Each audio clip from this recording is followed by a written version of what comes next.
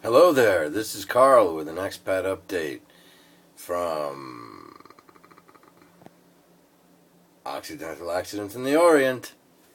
Today I don't have to get up early, I can sleep in.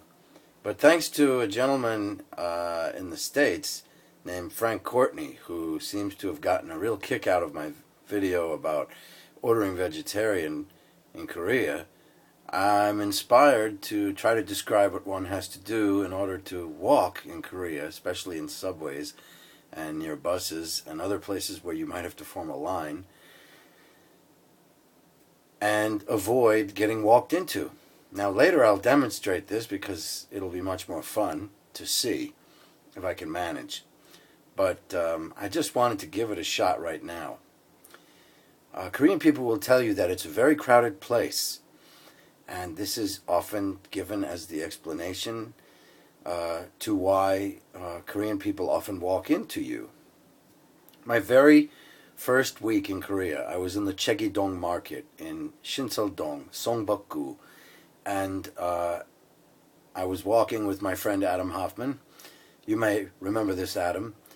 And I saw a woman walking toward me, much the way Arnold Schwarzenegger did with the box that was intended for roses in the Terminator, but in which he had a rifle.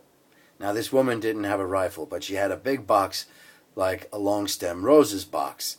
And I was not familiar with Korea at the time, so I thought only in the periphery and recesses of my mind, in the most acknowledgement-oriented way about survival, oh, yeah, there's a woman with a box, big box, walking toward me.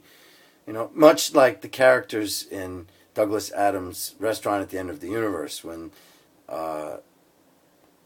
the bulldozer driver realizes that he's unconsciously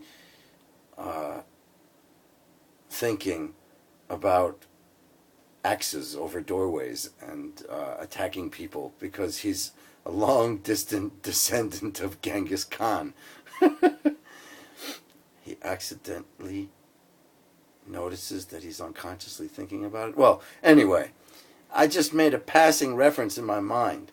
And I guess I unconsciously assumed that we're going to move out of one another's way. Well, this was the first time a person walked straight dead into me without any compunction and also without any effort to move out of the way.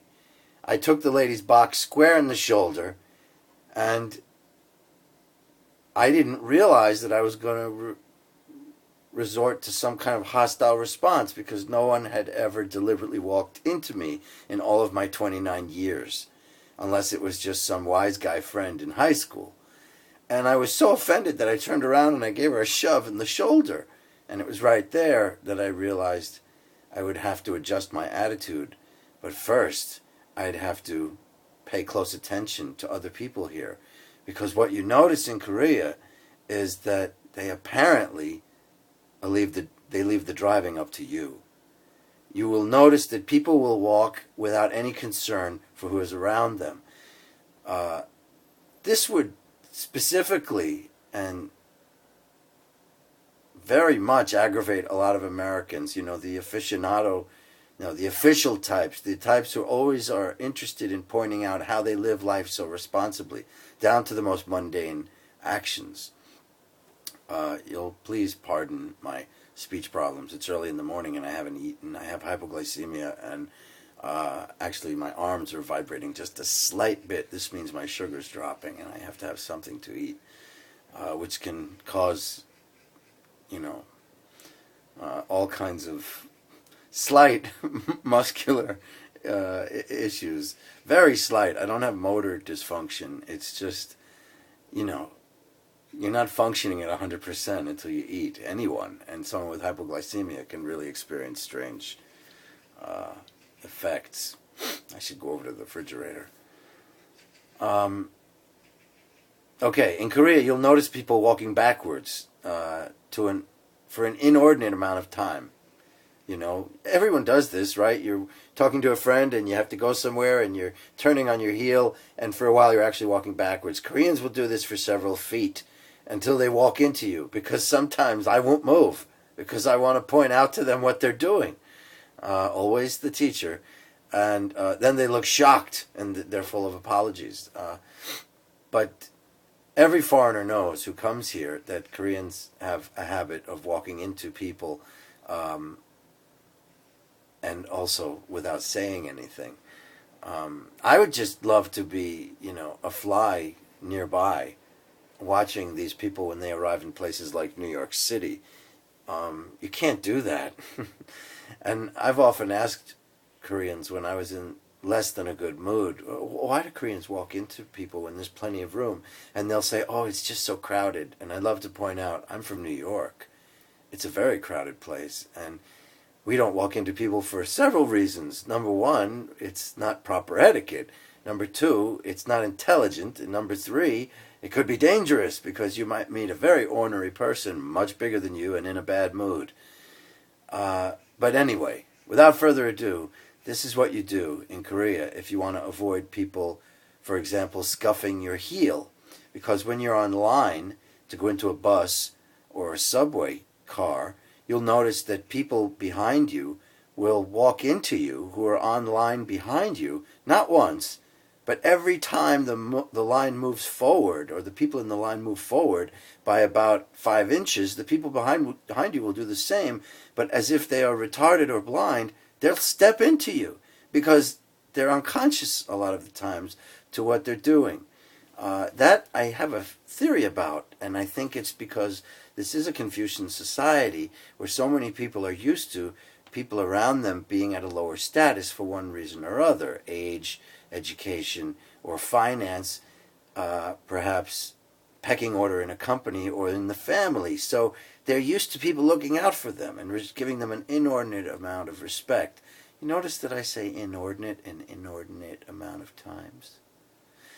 So I often am in a great mood because I'm just a jovial, silly guy. But in Korea, that's often turned into a bad mood because it's loud, it's noisy, there's music almost everywhere that I don't like. People are walking into me. Things haven't been explained to me that should have been in various scenarios with friends or people I might associate with in work environments. And so the last thing I want is people banging into me multiple times, let alone once. So this is what I do, especially when online. When you take a step anywhere in your life as a human being, one foot will be trailing the other, with the toes and the ball of the foot on the ground at varying degrees, and the midsole and heel above the ground, correct? What I do is, I don't pick up that foot completely and glide it into the next step right away when online. I lift up my back foot and then I leave it there, contacting the ground like this, so that when the person behind me steps into me, and it always happens, and it's getting to the point of hilarious comedy, their foot goes under mine. And if they care about their shoes, they realize that their shoe is getting dirty. Now you might say, well, that isn't nice, Carl. Well, in my opinion, it isn't nice to walk into someone. You're supposed to be conscious, aware, and careful enough that you care about the other people around you. People in Korea walk straight into you head on.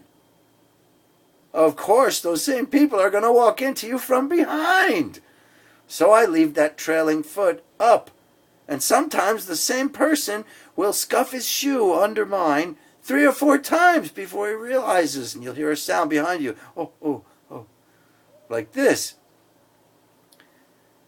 Another thing, I don't particularly like people's bodies pressing up against mine unless it's absolutely necessary, or I'm involved in intimacy with someone I really care for in that way.